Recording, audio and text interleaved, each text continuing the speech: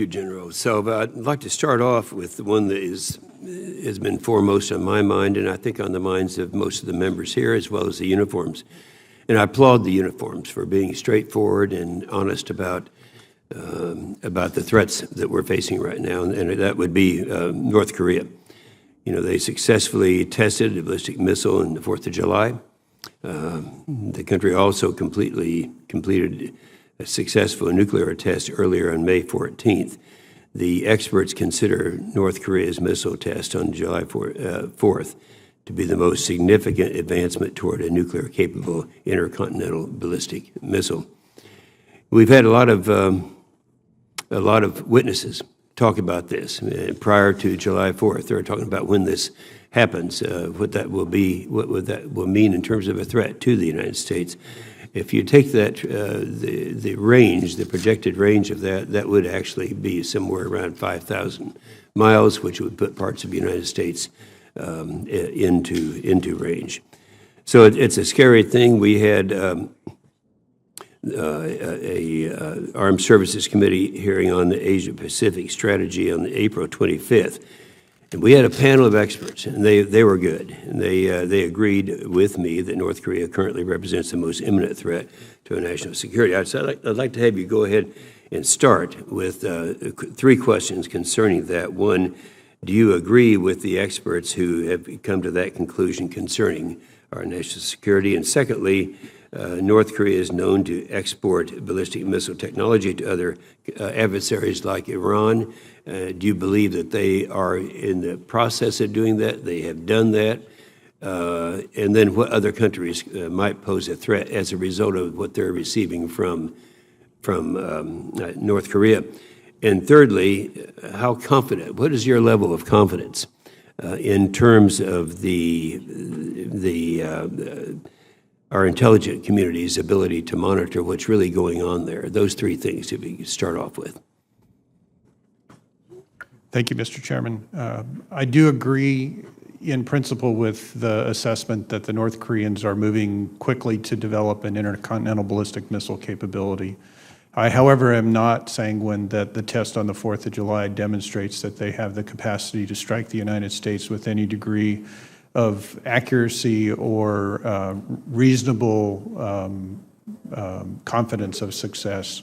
What the experts tell me is that the North Koreans have yet to demonstrate the capacity to do the guidance and control that would be required to take Yes, no, I was only referring to range. Yes, sir, on range, they clearly have the capability. And, you know, if they have the capability in range, the other improvements are perhaps not too far behind. Yes, sir. We'll have to watch very carefully with the IC, the developments on those particular capabilities.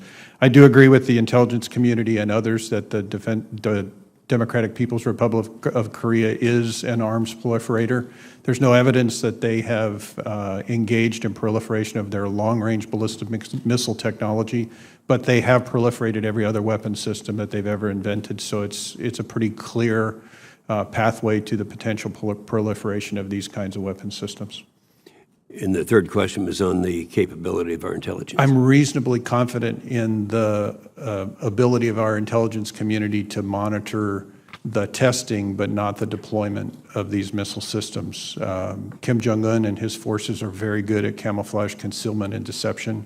We have a series of programs that I'd be happy to talk about in a classified setting that talk to the ability of our intelligence community, both military and civilian, to monitor those activities. Yeah, and I think it's been said in outside of a classified hearing that the things that he has been doing make him, the nicest thing I can say about Kim Jong-un is he's totally unpredictable, and the most unpredictable of anyone I've ever had any kind of experience with or even reading about, and that's what's been scary to most of the people, and I assume you agree with that.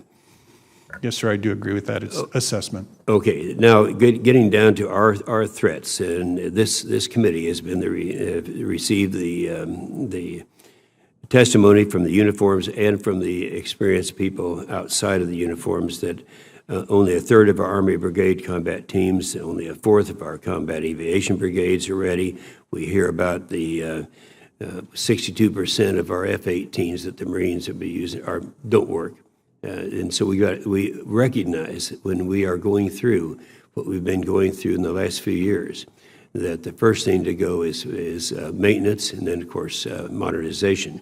So I'd like to have your assessment whether or not you do agree with General Wilson, for example, when he testified before this committee, that fewer than 50% of the Air Force combat force are sufficiently ready for a highly contested fight against peer adversaries. So he's going beyond just equipment. We're getting down to our individuals. And then another Wilson, Secretary Wilson, and General Goldfein have told us that they will be short 1,500 pilots, most of them fighters, by the end of this year. Do you agree with this assessment, and would you want to elaborate on anything that they have said?